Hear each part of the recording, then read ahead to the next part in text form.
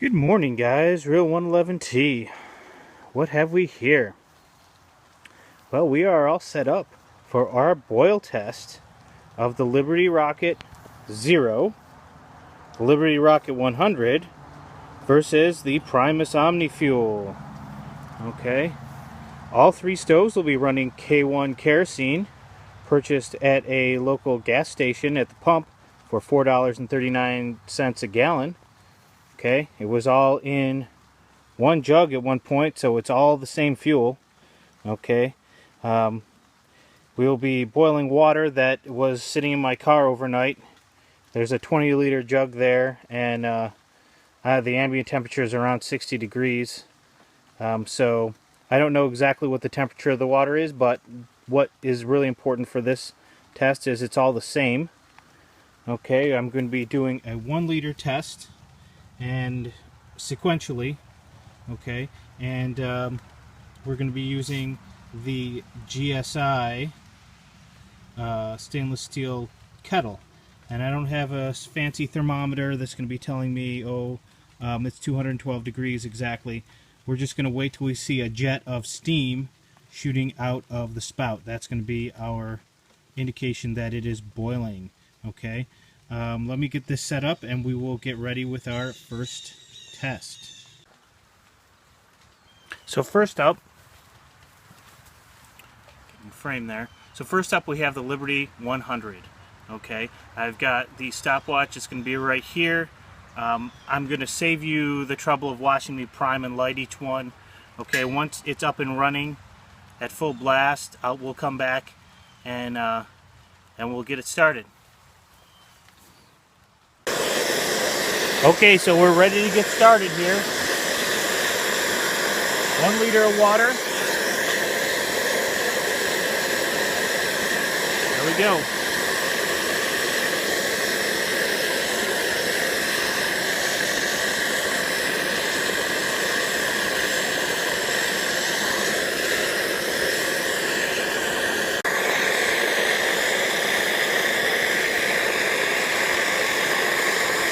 We're getting pretty close here. I think water is just going to come shooting out of it. I don't think it's going to steam so much, because with 1 liter, this thing is really, really full. So we're just about 4 minutes on full blast. But we're going to wait till we actually see some movement coming out of that spout. Wind action there.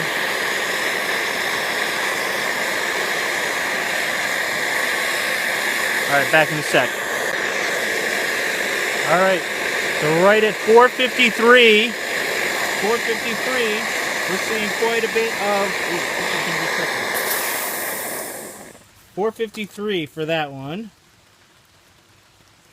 So let's get the other one set, the next one set up. Hang on one second.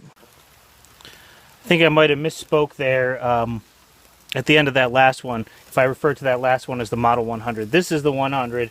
The other one was the Model 0. Okay, back there. So we're just getting the 100 primed up here, and we'll be back with you in just a second with it fully roaring. Okay, so here we have the 100 up and running. I take our 1 liter here. Notice I put these in different directions this time because I'm learning. Let me give you a couple more pumps.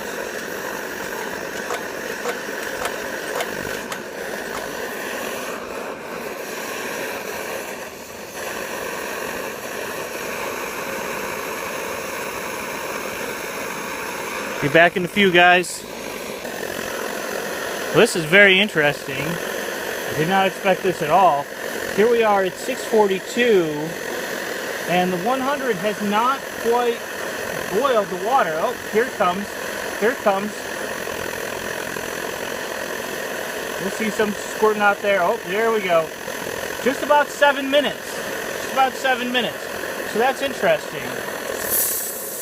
It's interesting because they both have the same burner, the Model 0 that we looked at a second ago and the Model 100. I don't know if the burner or the tank is losing pressure or something along those lines. Oh.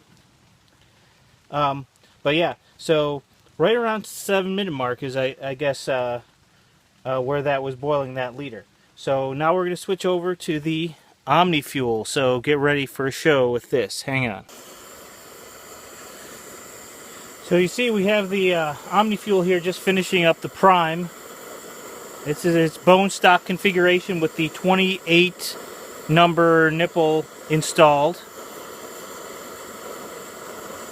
Took the Bernie dog cap off for this test because I want it to be, you know, repeatable by others. I'm pretty sure the Bernie dog cap doesn't make a huge whole lot of difference, but it is more susceptible to wind, and we might have run into that out here. So I switch it off. Let me see here if I can get this ready to go.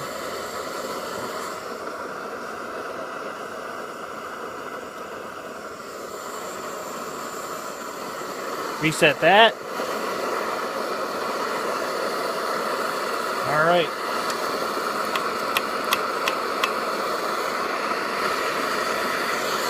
See, we get a little bit of yellow tips at super high flame.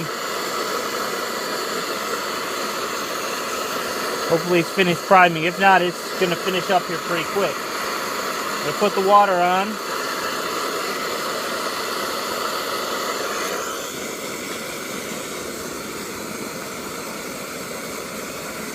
See you back here in a couple minutes.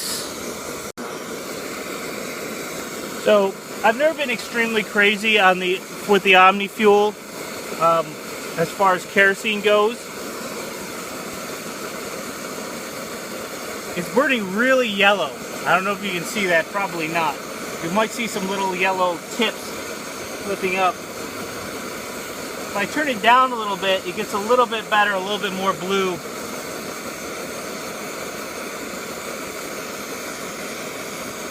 But it's definitely cranking out some heat. If you're outside, this isn't an issue at all. I don't know if I would really want to do this indoors though. You know, the other two are kind of rated as household stoves. I mean, they say don't run them indoors, but they burn very efficiently. All right, we'll be back here in a second.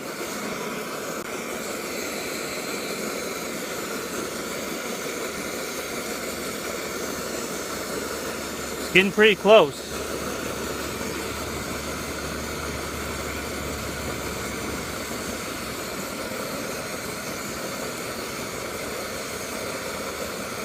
Got 1 minute to beat the other fastest speed. I think it's going to do it.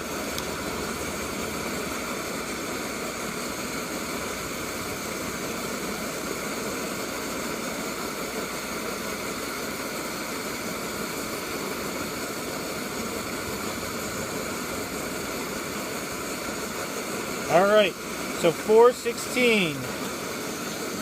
4:16. Okay, let me see. I can check this off here. Well, I'm going to just pull this out. You can kind of see how it's burning there. I'll set the, invert this for it to shut off on its own. But you can kind of see we're getting real yellow tips. The middle of the flame spreader plate is sooty. I'm not going to...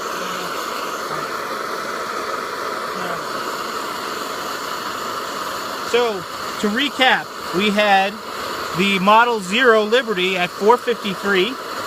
Okay. The Model 100 at just about 7 minutes. And the Omnifuel at 4:16.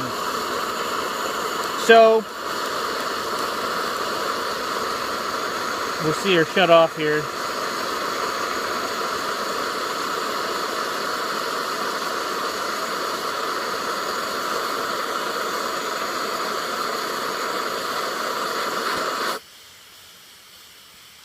Okie dokie.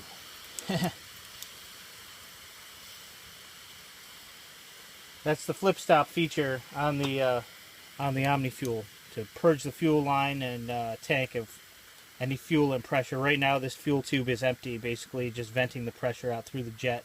That's good for the jet because if there's any small amount of carbon there, it'll push it out basically as opposed to pricking it in. So yeah, so I mean that's kind of, almost what I expected. What I I expected the two Indian stoves back here to be very close, because these two have basically the same burner. And if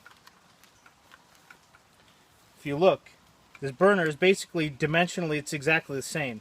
So I'm thinking the difference has to be something to do with the seal here. I was getting a little bit of a wispy smoke coming out of there, and if there's a little bit of wispy smoke, that could be just a tiny amount of pressure leaking out, bringing a little fuel with it, and then basically it flashing into a smoke when it touches the hot metal and it's not under pressure anymore. So that's something I need to look into a little bit with this. Maybe it's just a matter of tightening that down a little bit more. Okay, but this one is really sort of impressing me. I mean, the difference between these two is not very much in terms of time, and you have to figure that this one costs $75 with its storage tin, and this one here, you know, $150 at least. Okay, and this one I would like better if I was using it indoors. Okay. Generally, I run, if I'm taking this one backpacking, I'm running Coleman fuel in it. I have another Primus stove, the older version multi-fuel, not the EX version, that I really like with kerosene. I don't know that the EX version is not good with kerosene, but it has, the old non-EX multi-fuel has a generator loop, kind of like a MSR XGK, and I think that makes a difference with the heavier fuels. You know, switching to this kind of heat sink design that all of these ones did, to kind of eliminate that generator loop and transfer heat into the fuel tube here. That's basically the preheater. I don't know. You know, most of the people who buy these stoves end up running, at least in the United States, end up running Coleman fuel in them. So, you know, it works really well with Coleman fuel, and so does the Nova. I want to say the Nova probably runs a little bit better with kerosene, and that's interesting because it doesn't have a dedicated jet. It could just be that the Nova puts the burner right next to the pot. You know, that's one of the ways that the Nova works, is that there's really little clearance between the top of the burner and the bottom of the pot. It keeps it real close together, and I guess that maybe makes it burn a little bit more efficiently. So there you have it, guys. Just been a test here of these three stoves. I don't know really which one you want to consider to be the winner. You know, different things. Like I said, I think there was something going on with this one that's not right. But $60, you know, it's still a bargain. This one here, $75 with the tin, is an excellent deal, and it's packable. Like I said, if you watch my other video with these O-rings that I put on here, it really helps it stay fuel tight. And pretty much that's it for now, guys. Thanks for watching.